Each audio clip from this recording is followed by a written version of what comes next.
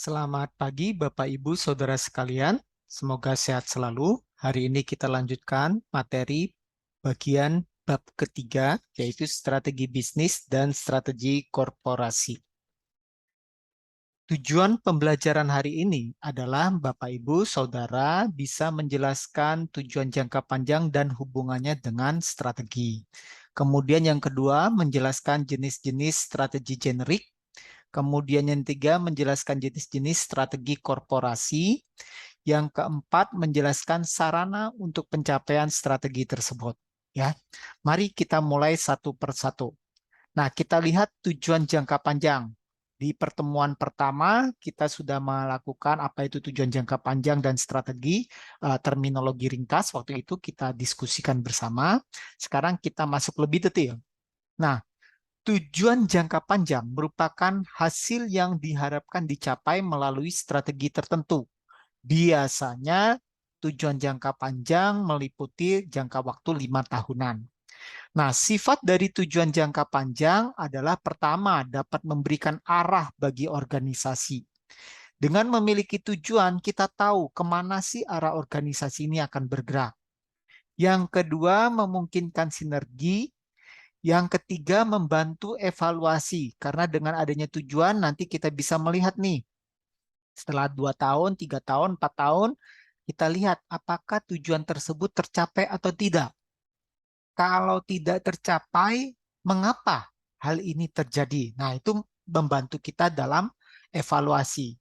Nah, tadi dikatakan yang kedua adalah memungkinkan juga sinergi.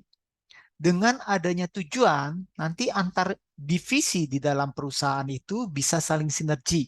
Bahkan kalau tujuannya jelas, kita bisa melakukan kerjasama dengan perusahaan-perusahaan di luar organisasi kita yang mereka tujuannya kurang lebih sama dengan kita.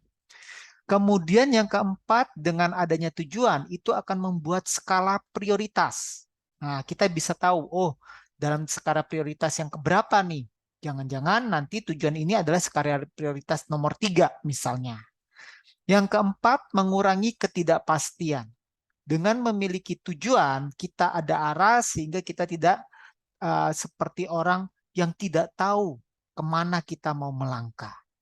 Nah, yang berikutnya nomor 6 adalah meminimalkan konflik. Kemudian stimulus tenaga, tenaga itu dalam arti resource yang ada di dalam organisasi, dan membantu dalam alokasi sumber daya dan desain pekerjaan. Ini sifat dari tujuan jangka panjang, manfaat dari tujuan jangka panjang. Nah, kemudian kadangkala kita dimiskan dengan tujuan keuangan. Nah, di sini kita bedakan apa tujuan keuangan, apa tujuan strategis. Nah, kalau tujuan keuangan biasa fokusnya pada aspek-aspek keuangan. Misalnya pertumbuhan pendapatan, penghasilannya berapa, dividennya bagaimana, itu tujuan-tujuan keuangan. Nah, tujuan keuangan itu bagian daripada tujuan strategik. Kalau tujuan strategik di dalamnya ada tujuan keuangan, kemudian ada aspek pemasarannya dan sebagainya. Nah, kita lihat di sini tujuan strategis meliputi misalnya bagaimana dalam 5 tahun pangsa pasar kita meningkat. Bagaimana dari sisi aspek operasional pengiriman delivery kita itu semakin tepat waktu dibanding pesaing dan seterusnya. Jadi tujuan keuangan bagian daripada tujuan strategik. Ya, nanti saudara di materi selanjutnya akan belajar tentang balance scorecard, kartu keseimbangan. Bagaimana kita membalancekan antara tujuan keuangan, perspektif internal organisasi, perspektif learning and growth, dan perspektif pemasaran. Ya. Nah, sekarang kita masuk pada jenis strategi. Sebagian besar organisasi secara bersamaan mengejar kombinasi 2 atau lebih strategi. Nah, tetapi strategi kombinasi bisa sangat berisiko. Nah, sehingga biasanya perusahaan itu tidak menjalankan 2-3 strategi secara bersamaan. Namun mereka akan membuat yang namanya skala prioritas. Misalnya ini prioritas nomor 1 strategi yang akan kita lakukan dalam tempo setahun 2 tahun ini. Nah, kemudian urutannya prioritas kedua adalah nomor sekian, nomor sekian, nomor sekian, dan seterusnya. Nah, strategi dibedakan menjadi strategi bisnis dan strategi korporasi.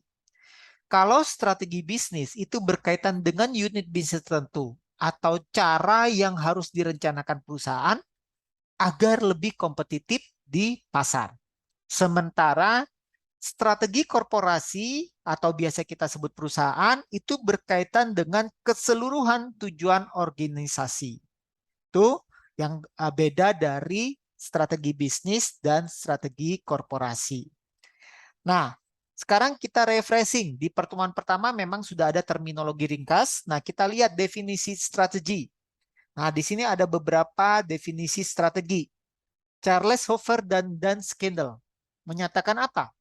Strategi adalah pola fundamental penyebaran sumber daya saat ini dan yang direncanakan dalam interaksinya dengan lingkungan yang menunjukkan bagaimana organisasi berharap untuk mencapai tujuan.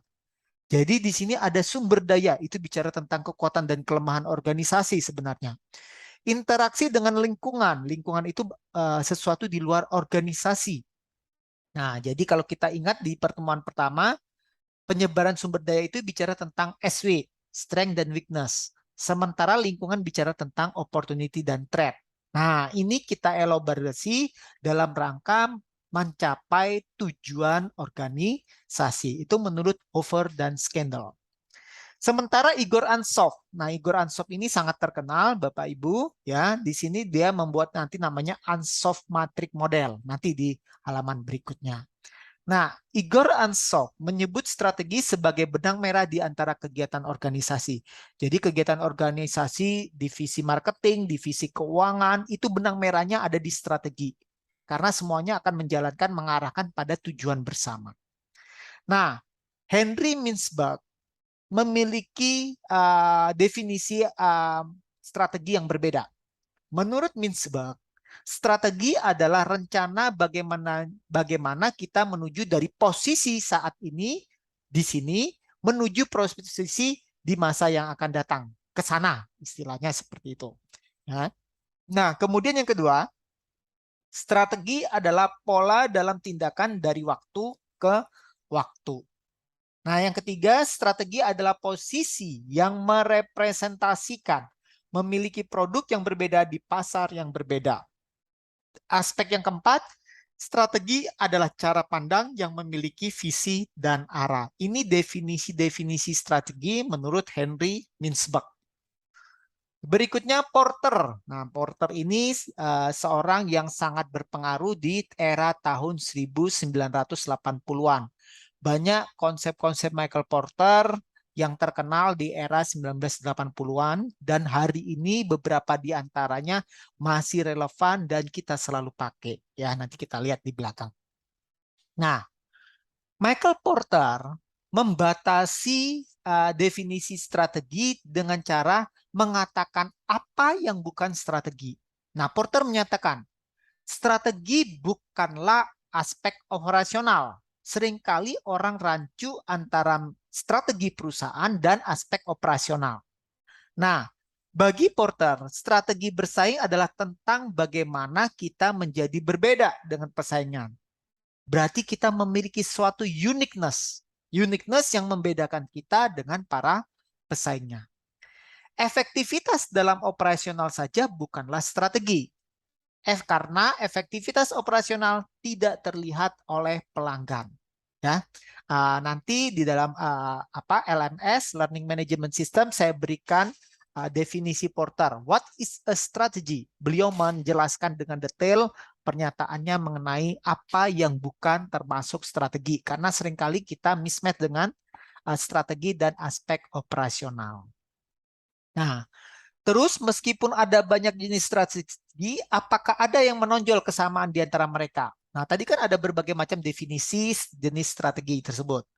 Nah, pada dasarnya definisi-definisi tersebut memiliki kesamaan, yaitu ruang lingkup, sumber daya, dan waktu.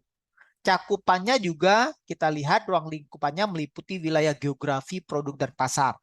Sumber dayanya kita bicara tentang penelitian dan pengembangan, research and development, manufaktur, pemasaran, pembiayaan, manajemen, dan personalia yang ada di dalam organisasi. Waktu itu juga menjadi penting.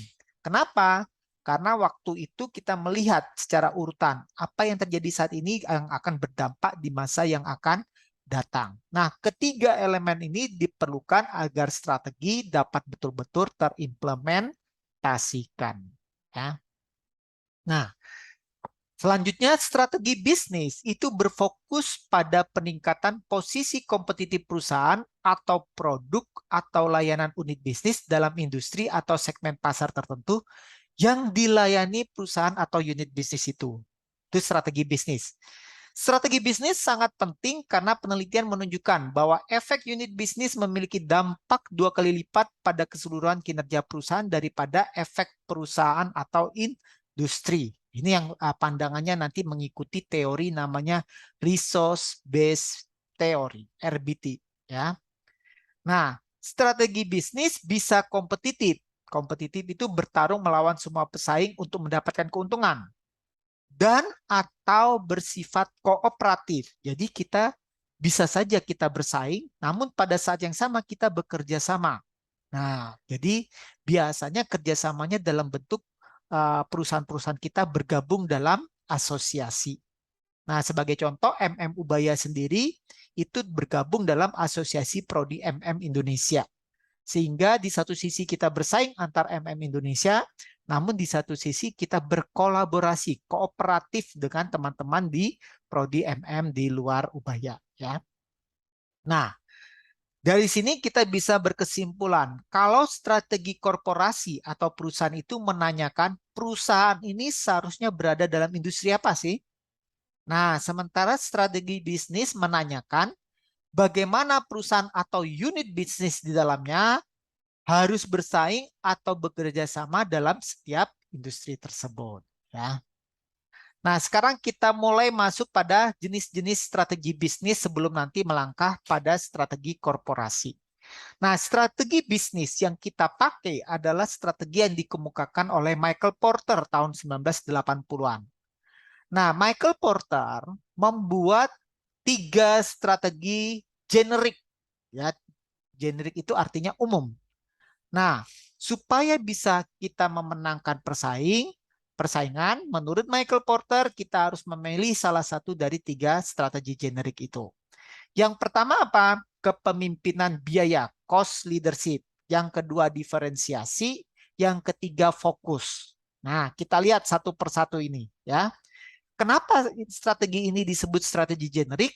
Karena semua organisasi bisa membuat strategi ini, bahkan organisasi nirlaba sekalipun. Ya. Nah, kita mulai dengan strategi bisnis yang pertama, yaitu cost leadership. Apa maksudnya cost leadership? Cost leadership bukan berarti harga rendah ya Bapak Ibu. Cost leadership ini kepemimpinan biaya. Artinya apa? Kita mampu menghasilkan produk, barang, atau jasa yang jauh lebih efisien daripada pesaing. Kalau pesaing mampu memproduksi suatu barang dengan harga 800, kita bisa memproduksinya dengan kualitas yang sama, biayanya mungkin cuma 700. Nah, harga jualnya berapa? Harga jualnya bisa saja kita sama-sama menjual 1.000 atau 900 rupiah. Namun, perusahaan kompetitor karena biaya produksinya 800, kalau dijual 1.000 dia cuma untung 200.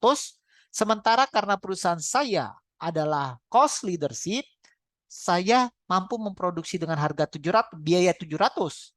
Saya jual 1.000, saya untung 300 rupiah. Margin saya lebih besar daripada kompetitor. Itu kepemimpinan biaya.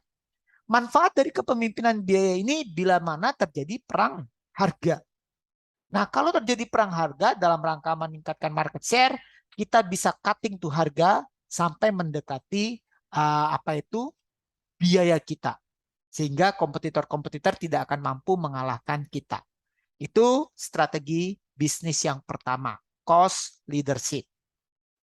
Berikutnya adalah strategi diferensiasi. Kalau strategi diferensiasi ini, kita memberikan nilai yang unik, berbeda dengan pesaing-pesaing kita. Nah, karena kita memberikan value yang unik yang berbeda, tentu nanti cost-nya juga akan berbeda. Ya, biasanya kalau kita memberikan diferensiasi ada cost-cost yang meningkat seperti itu. Nah, sehingga nanti Michael Porter menyatakan apa? Strategi kepemimpinan biaya dan diferensiasi ini tidak boleh digabung. Nah, kenapa? Nanti orang bingung, stuck in the middle nanti di slide berikutnya. Strategi ketiga adalah yang namanya fokus. Jadi perusahaan itu tidak melayani pasar yang luas. Dia hanya fokus. Contohnya apa? Harley Davidson. Nah, Harley Davidson itu hanya memproduksi kendaraan motor gede. Berbeda dengan Honda, Suzuki, Yamaha. Mereka ada motor gedenya, ada motor balapnya, ada motor skutiknya. Jadi seperti itu. Semua market dilayani oleh Honda, Yamaha, Suzuki. Tetapi Harley Davidson tidak. Dia hanya main di motor gede. Oke? Itu fokus. Nah, dari ketiga strategi generik itu, kepemimpinan biaya, diferensiasi, dan fokus, maka dapat dikembangkan lagi menjadi gambar di bawah ini. Ini diambil dari bukunya Michael Porter. Nah, kalau kita bicara skopnya, bisa saja skopnya sempit atau skopnya luas. Nah, kalau skopnya luas, berarti semuanya kita lakukan sama untuk semua pasar. Strategi posisinya bisa cost leadership atau diferensiasi. Kalau kita bermain di pasar yang sempit, maka strateginya disebut sebagai focus cost leadership atau focus differentiation. Ya, seperti itu Bapak Ibu. Nah, sekarang kita bertanya, apa sih yang mendorong orang melakukan diferensiasi? Atau dengan istilah lainnya, value drivernya. Value itu nilai, driver itu pemacu. Pemacu nilainya itu apa dalam strategi generik diferensiasi? Yang pertama adalah melalui pemberian fitur produk. Jadi kita tambahkan fitur-fitur yang tidak ada di pesaing kita. Memang dampaknya cost-nya lebih besar, sehingga kita bisa menjual dengan harga yang lebih mahal. Yang kedua, dengan memberikan layanan pelanggan, ekstra layanan pelanggan dibanding kompetitor-kompetitor kita. Yang ketiga, memberikan produk-produk layanan pelengkap yang tidak ada di pesaing. Oke. Nah, itu value differ dari strategi generik diferensiasi. Sementara kalau kepemimpinan biaya, apa sih cost drivernya? Nah, tentu kita bisa memperoleh biaya bahan baku yang kualitasnya sama dengan harga lebih murah daripada pesaing-pesaing kita. Kita punya supplier andalan, ya. Nah, kemudian kita bisa menciptakan skala ekonomis. Mungkin kita memasang pabrik dengan kapasitas besar sehingga biaya unit cost-nya menjadi lebih murah. Atau adanya learning curve dan experience curve. Ada efek belajar, ada efek pengalaman, ya. Nah, apa bedanya learning curve sama experience curve? Saya beri catatan di bawah. Kalau dalam learning curve diasumsikan bahwa teknologinya tetap, sementara output kumulatifnya meningkat. Contohnya apa? Saya menghasilkan sepatu. Pertama kali saya menjahit sepatu butuh waktu 1 jam itu hanya menghasilkan satu sepatu. Tapi dengan saya melakukan secara terus-menerus selama belasan tahun, puluhan tahun, saya bisa menghasilkan dalam 1 jam saya bisa menghasilkan misalnya 10 pasang sepatu. Itu yang namanya learning curve. Teknologinya sama. Nah, sementara experience curve sebaliknya adalah teknologinya berubah. Nah, sementara outputnya relatif konstan. Nah, teknologi berubah membuat lebih efisien. Ya, outputnya tetap sama. AC contohnya. Dulu AC itu setengah PK, memakan waktu cukup besar. Nah, setengah PK itu cukup untuk ruangan 3x3. Nah, kemudian misalnya dengan ada perkembangan teknologi, sekarang ada teknologi inverter, ada teknologi low volt, ya, nah, voltasenya bisa rendah, low watt ya, wattnya bisa rendah, sehingga setengah PK output yang dihasilkan tetap sama setengah PK, namun energi yang dikonsumsi menjadi lebih murah. Nah, itu namanya experience curve, adanya perubahan teknologi. Nah, tadi saya menyatakan apa di awal tadi?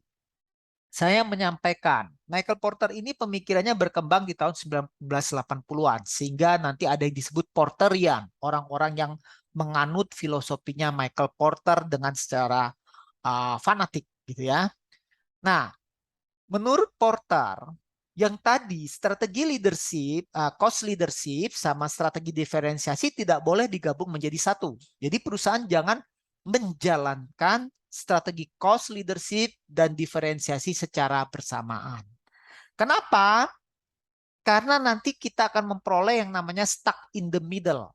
Stuck in the middle itu kita terjebak di tengah-tengah. Konsumen bingung, ini sebenarnya perusahaannya low cost atau perusahaannya diferensiasi. Seperti itu. Ya. Nah, namun hari ini pandangan tersebut banyak perdebatan. Bahkan nanti dalam perkembangan lebih baru, ada buku karangan dari Inset, Profesor Inset namanya Chan Kim dan Rene, itu membuat yang buku yang namanya Blue Ocean Strategy, di mana Blue Ocean Strategy itu menggabungkan antara value ya dan inovasi. Ya, dia menggabungkan antara diferensiasi dan low cost. Ya, itu yang dilakukan oleh Blue Ocean Strategy. Jadi dia menggabungkan konsep cost leadership sama diferensiasi. Ya. Nah, kita lanjutkan lagi. Dari strategi-strategi bisnis, kita pindah ke strategi korporasi. Nah, strategi korporasi merupakan keputusan yang dibuat oleh para pemimpin dan bersifat goal-directed action, tindakan yang diarahkan pada pencapaian tujuan. Nah, di sini ada berbagai macam strategi. Kita lihat strategi pertama, kita sebut sebagai strategi integrasi. Nah, strategi integrasi dibedakan menjadi integrasi vertikal dan integrasi horizontal. Nah, kalau integrasi horizontal itu apa? Ini perusahaan melihat ke pesaing-pesaingnya karena mereka memberikan produk dan layanan yang sama. Nah, integrasi horizontal berarti strategi berupaya untuk mencari kepemilikan atau meningkatkan kontrol atas perusahaan pesaing. Katakan nih, saya Indomie nih, punyanya Indofood.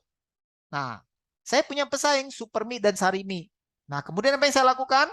Supaya saya bisa memenangkan persaingan, Supermi dan Sarimi saya ambil alih. Sehingga semua berada di dalam satu grup yang sama, Indofood. Nah, itu contoh integrasi horizontal. Nah, yang kedua adalah integrasi vertikal. Nah, integrasi vertikal itu kita berupaya mendapatkan kontrol atas saluran supply chain. Nah, jadi nanti kita akan melihat nih, apakah integrasi vertikal itu dilakukan ke hulu atau ke hilir. Kalau ke hulu itu kita sebut sebagai backward integration, ke hilir itu adalah forward integration. Kalau backward integration itu berarti kita mengambil alih kendali atas perusahaan pemasok. Jadi kita katakan saya menghasilkan mie instan, maka saya mengakuisisi bahan baku mie instan adalah tepung gandum. Maka saya mengakuisisi supplier saya yang menghasilkan produk yang namanya tepung gandum. Nah, itu backward integration. Kalau forward integration berarti saya mengakuisisi distributor saya, retail saya. Jadi saya untuk menyampaikan mie instan tadi ke market, maka saya butuh perusahaan logistik, saya butuh toko retail gitu ya. Saya bisa akuisisi seperti itu. Saya nanti akuisisi perusahaan logistik menjadi perusahaan logistik milik perusahaan saya.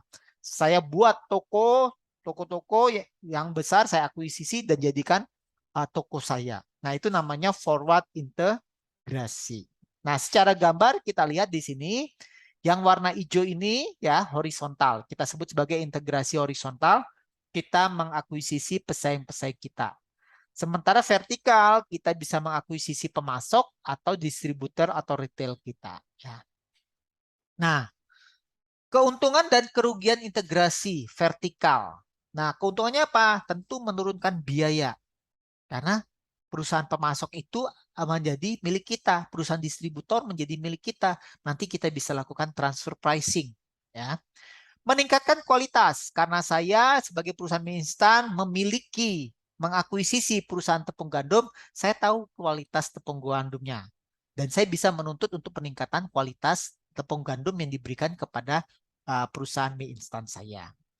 Kemudian memfasilitasi perencanaan dan penjadwalan, memfasilitasi investasi dalam aset tertentu, dan mengamankan pasokan, ya, pasokan bahan baku. Kerugiannya apa? Dapat menurunkan kualitas. Nah, seringkali karena dia merasa, wah ini katakanlah saya perusahaan tepung gandumnya, wah ini kalau dijual ke apa itu ke perusahaan mie instan satu grup, itu kan pakai transfer pricing, ya. Jadi cost ditambahkan mungkin 10% keuntungan bagi perusahaan tepung gandum. Padahal kalau tepung gandum itu dijual ke pesaing, dia bisa dapat cost-nya dapat 20%.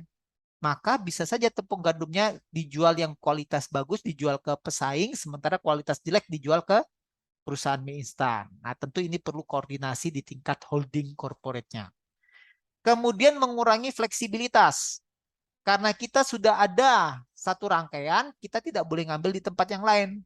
Bagaimana kalau misalnya tepung gandum kita macet? Karena kebetulan tepung gandum kita itu mengambil bahan dasar gandum dari Ukraina, yang kebetulan Ukraina lagi bermasalah dengan Rusia seperti itu. Nah, tentu kita akan menjadi kurang fleksibilitas kita. Nah, kalau kemarin-kemarin mungkin kalau kita tidak punya perusahaan tepung gandum, kita bisa langsung beralih ke perusahaan tepung gandum lainnya seperti itu. Meningkatkan potensi masalah hukum bila mana kalau kita nanti menguasai dan melanggar undang-undang anti monopoli. Nah, berikutnya ini pedoman bagaimana kalau kita mau melakukan integrasi ke hilir, ya. Kalau kita mau mengakuisisi apa itu distributor atau retail kita, maka beberapa hal penting. Nah, di sini kita lihat hal-hal penting tersebut. Ketika distribusi organisasi saat ini sangat mahal. Nah, kalau distributornya mahal, ya lebih baik kita bikin sendiri kan, kita akuisisi, kita jadikan anak perusahaan kita. Atau ketika ketersediaan distributor berkualitas sangat terbatas, adanya distributor kirim-kirim barang hancur-hancur minyak. Kan gitu kan ya? Nah, untuk itu saya akuisisi distributor supaya ketika kirim barang mie itu hati-hati, jangan dilempar. Kalau kotak kardus mie dilempar-lempar kan hancur mie di dalamnya.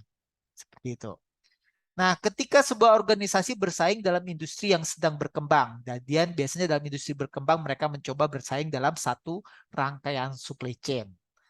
Ketika sebuah organisasi memiliki modal dan sumber daya manusia yang memiliki kapabilitas untuk mendistribusikan produk mereka, maka biasanya forward integration menjadi lebih baik.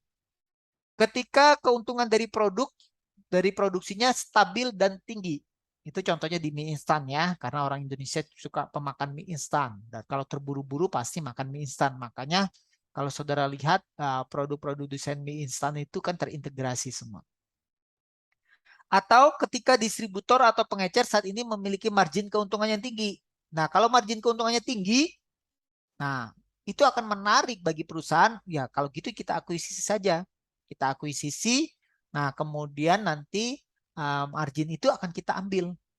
Nah, tentu dampaknya kalau marginnya terlalu besar, harga jual ke konsumen juga akan semakin tinggi, ya.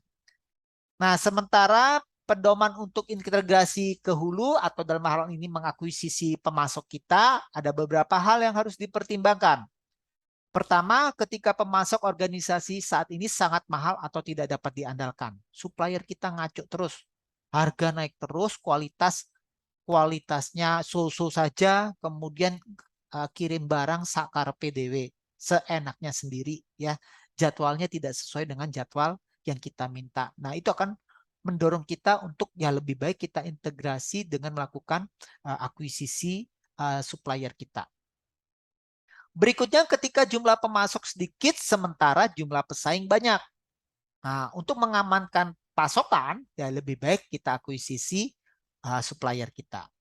Ketika organisasi bersaing dalam industri yang sedang berkembang, sama yang tadi ya, kalau industri sedang berkembang, mereka akan bersaing dalam satu rantai pasok.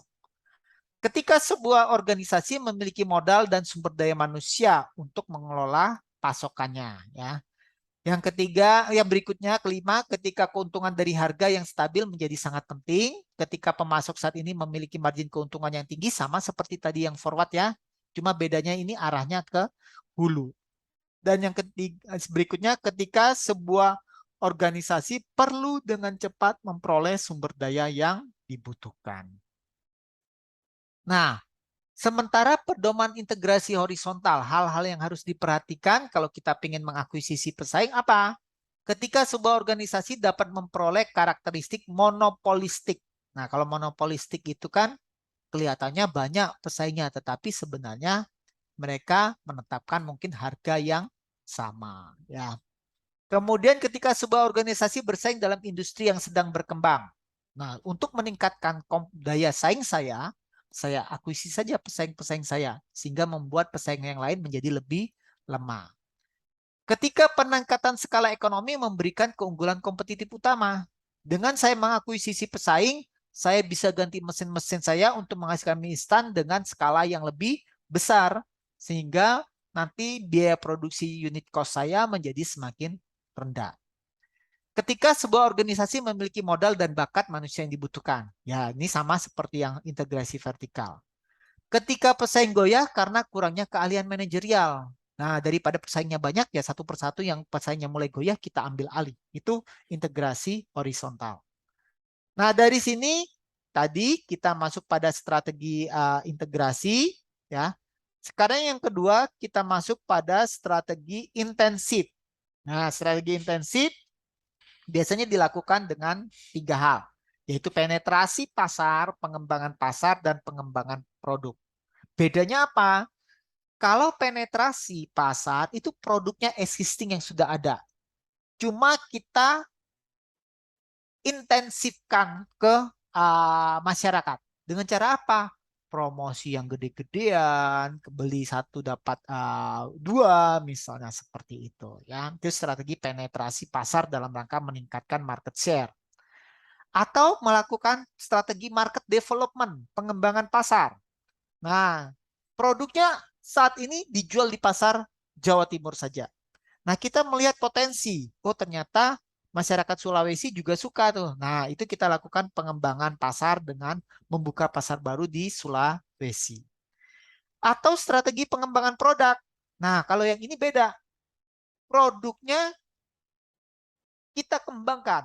Pasarnya tetap di Jawa Timur. Ya, jadi semula produknya mie instan rasa ayam, kari ayam.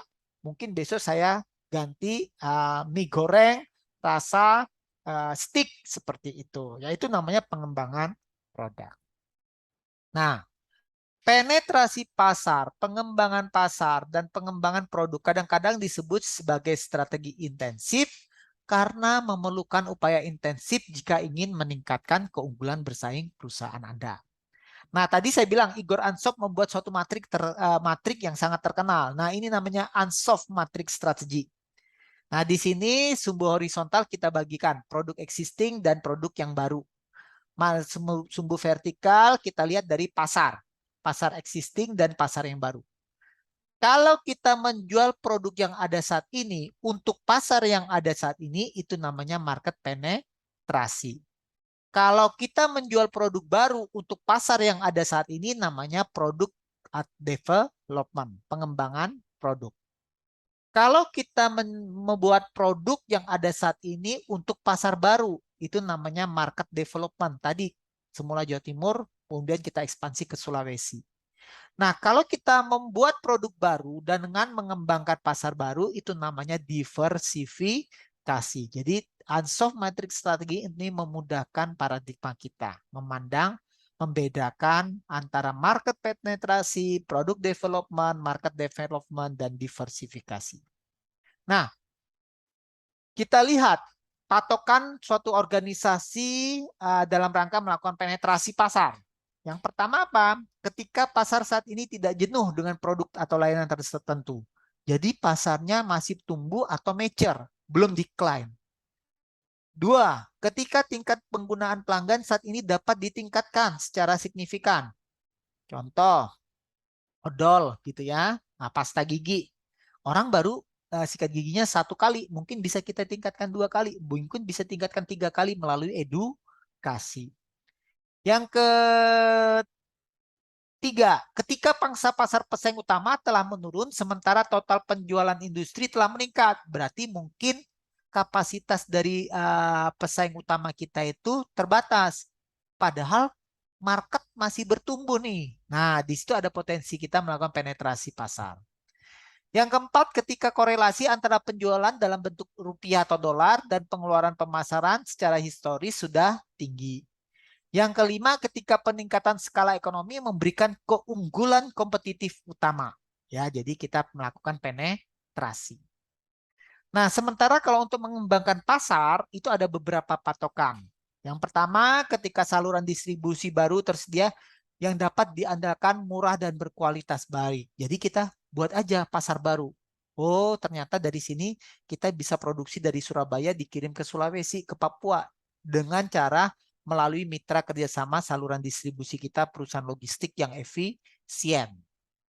Ketika sebuah organisasi sangat sukses dalam apa yang dilakukannya, dia bisa ekspansi ke pasar-pasar baru, ya. Ketika pasar baru yang belum dimanfaatkan atau tidak jenuh, itu masih ada. Ya, oh, pasar Surabaya sudah jenuh nih. Saya lempar ke pasar Sulawesi, ke Kalimantan yang masih belum jenuh. Atau misalnya di Indonesia sudah jenuh, kita lempar ke Afrika misalnya seperti itu. Yang keempat, ketika sebuah organisasi memiliki modal dan sumber daya manusia yang dibutuhkan dalam rangka mengelola operasi yang diperluas, sama ya, seperti integrasi tadi. Ketika sebuah organisasi memiliki kelebihan kapasitas produksi, sehingga kapasitas produksi bisa ditingkatkan dan kita lempar ke pasar-pasar yang baru. Ketika industri dasar organisasi dengan cepat menjadi global dalam lingkup, yang tadi saya ceritakan kita bisa ekspansi ke Afrika, ke Timur Tengah, seperti itu, ya. Itu pedoman pengembangan pasar. Bagaimana pedoman untuk pengembangan produk? Ya, pertama, ketika sebuah organisasi memiliki produk sukses yang berada dalam tahap kedewasaan. Jadi dalam siklus daur hidup produk itu ada namanya introduction, growth, mature, sama decline. Introduction itu tahap pengenalan, ya. Kemudian dari tahap pengenalan, tahap bertumbuh, tahap dewasa. Dari bertumbuh pindah ke dewasa. Nah, kalau di tahap dewasa ini tidak dilakukan pengembangan produk, maka yang terjadi adalah decline, tahap penurunan. Nah, untuk itu perlu dilakukan pengembangan produk. Yang kedua, ketika sebuah organisasi bersaing dalam industri yang ditandai dengan perkembangan teknologi yang cepat. So, kita harus mengembangkan produk dengan luar biasa. Kalau tidak, kita ketinggalan. Itu pernah dialami oleh Nokia dan Ericsson. Ya. Yang keempat, ketika sebuah organisasi bersaing dalam industri dengan pertumbuhan tinggi, ya, ini juga kita harus mengembangkan berbagai macam produk supaya kita bisa menang melawan kompetitor kita. Ketika sebuah organisasi memiliki kemampuan penelitian dan pengembangan yang kuat dalam rangka mengembangkan produk-produk baru tersebut. Nah, sekarang tadi kita kan dikembangkan oleh apa yang dikembangkan oleh ANSOP itu ada namanya strategi diversifikasi. Nah, diversifikasi sendiri itu dibagi menjadi dua. Related diversifikasi atau diversifikasi yang terkait dan unrelated diversifikasi. Kalau diversifikasi terkait itu kita melakukan diversifikasi bisnis, pengembangan produk dan pasar yang terkait dengan bisnis usaha saat ini. Kalau mie instan tadi, saya mungkin mengakuisisi perusahaan gandum. Kemudian tadi ditambah lagi, mungkin saya bisa akuisisi perusahaan-perusahaan logistik, akuisisi toko-toko, itu masih dalam integrasi yang vertikal. Nah, kalau yang terkait bagaimana? Untuk mendanai itu semua kita butuh perbankan. Saya akuisisi perbankan. Ya, seperti itu. Saya akuisisi perusahaan yang menghasilkan mobil dalam rangka untuk perusahaan logistik saya. Ya, itu masih related diversifikasi. Kalau diversifikasi tidak terkait, misalnya apa? Nah, ini kita menghasilkan industrinya menghasilkan mie instan nih. Nah, kita pindah ke apa itu menghasilkan produk misalnya emas. Nah, itu kan tidak ada hubungannya sama mie instan. Nah, itu namanya diversifikasi tidak terkait atau unrelated diversifikasi. Nah, di sini beberapa pedoman terkait sinergi diversifikasi terkait ya atau related diversifikasi. Pertama, mentransfer keahlian yang berharga secara kompetitif, pengetahuan teknologi atau kemampuan lain dari satu bisnis ke bisnis lainnya. Jadi kalau kita melakukan related diversifikasi dalam bidang mie instan tersebut, katakan kita melakukan akuisisi perusahaan kemasan, kemasan kan sangat dibutuhkan untuk mie instan, ya itu masuk dalam related diversifikasi. Nah, kita bisa transfer ke knowledge-nya. Apa sih yang dibutuhkan oleh mie instan ini? Menggabungkan aktivitas terkait dari bisnis yang terpisah ke dalam satu operasi untuk mencapai biaya yang lebih rendah. Nah, biasanya nanti kita akan membentuk holding company. Ya, holding company itu biasanya nanti yang bisa disentralisasikan, kita lakukan sentralisasi. Contohnya apa? Sumber daya manusia, kemudian riset and development, kemudian sistem informasi, itu bisa dijadikan satu. Keuangan juga bisa dijadikan sistem jadi satu. Ya. Memanfaatkan penggunaan umum dari nama merek yang dikenal. Nah, itu yang dilakukan oleh Indofood. Indofood itu kan brand generiknya. Nah, kemudian nanti ada Indomie, ada namanya uh, tepung terigunya namanya PT Bogasari, kemudian ada perusahaan logistik namanya Indomarko dan seterusnya. Ya, menggunakan kolaborasi lintas bisnis untuk menciptakan kekuatan.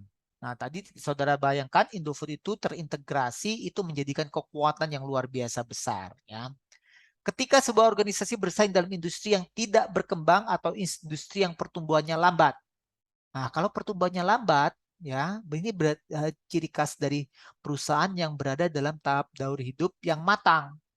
Maka supaya kita bisa memenangkan persaingannya, salah satunya adalah kita akuisisi itu, ya, perusahaan-perusahaan lain yang di luar bisnis kita, tetapi masih related, supaya kita memiliki posisi yang lebih kuat.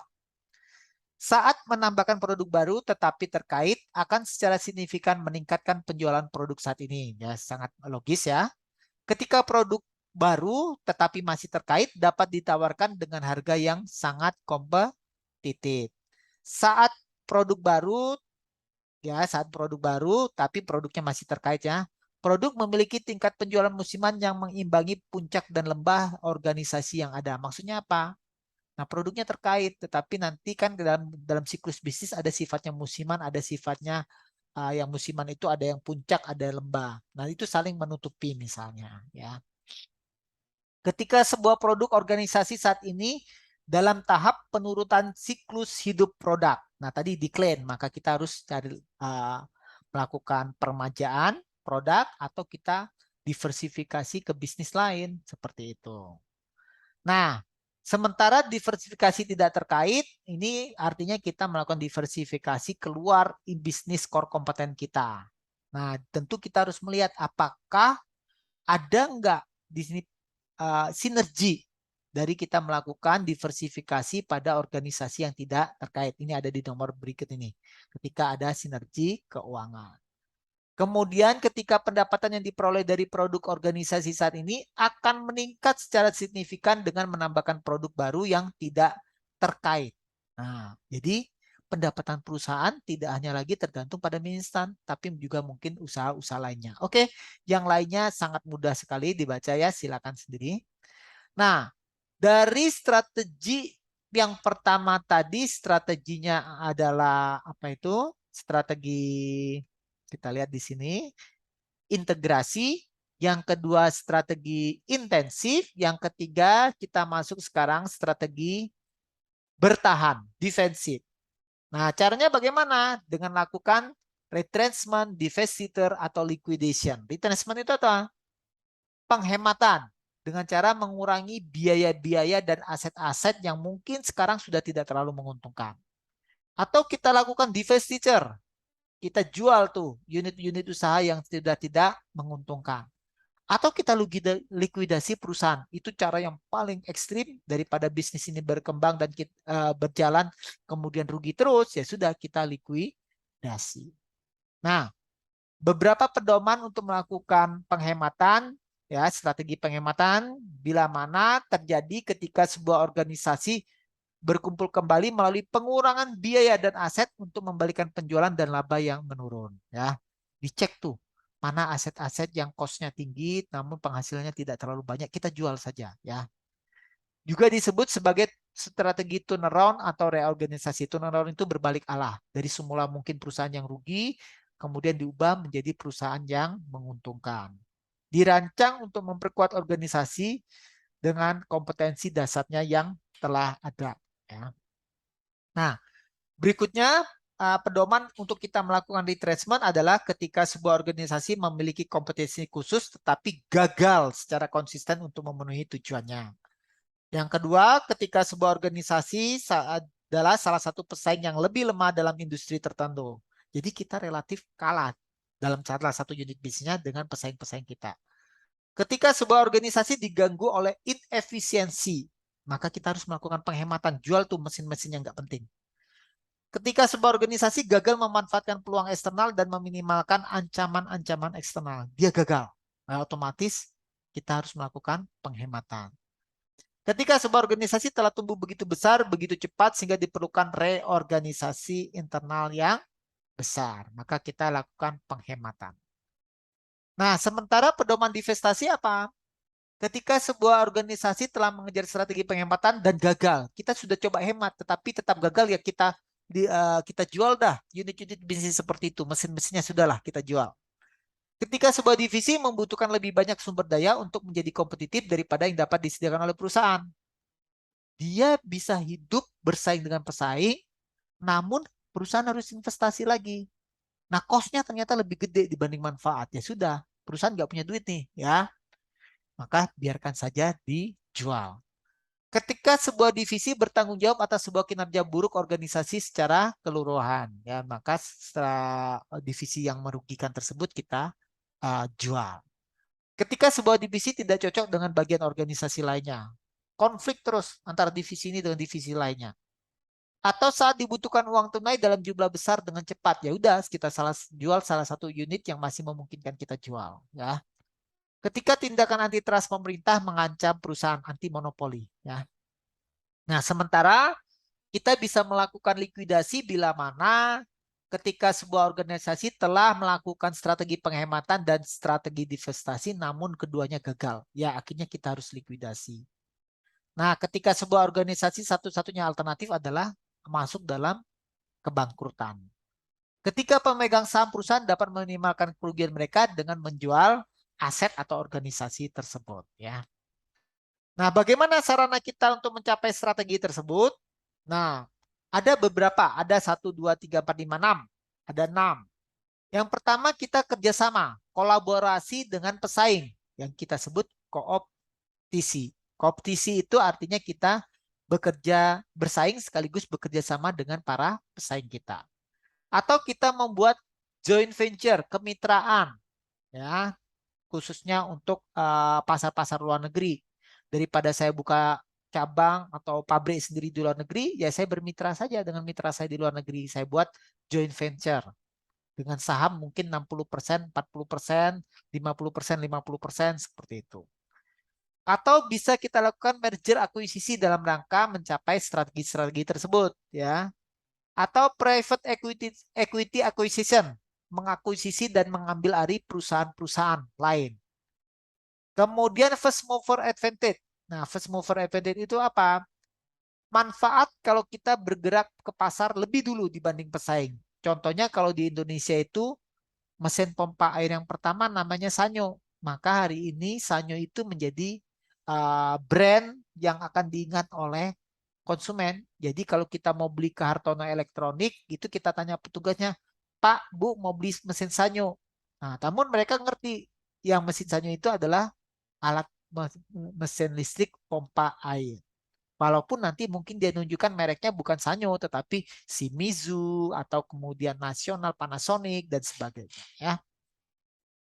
Outsourcing atau reshoring. Ya. Kalau outsourcing itu apa? Kita melibatkan perusahaan lain untuk menjalankan aktivitas operasional perusahaan kita, terutama hal-hal yang tidak penting. Contohnya misalnya apa? Cleaning service, keamanan, itu bisa kita lakukan outsourcing. Ya. Kalau reshoring itu istilah kembalinya perusahaan-perusahaan ke Amerika. Jadi dulu kan perusahaan di Amerika itu banyak investasi di berbagai negara. Nah, kalau dia kembali itu namanya reshoring. Ya. Nah, di sini alasan utama mengapa banyak merger dan akuisisi gagal. Ya, tadi kan kita ada strateginya merger dan akuisisi. Yang pertama, kesulitan integrasi antara budaya organisasi pengakuisisi dengan yang diakuisisi.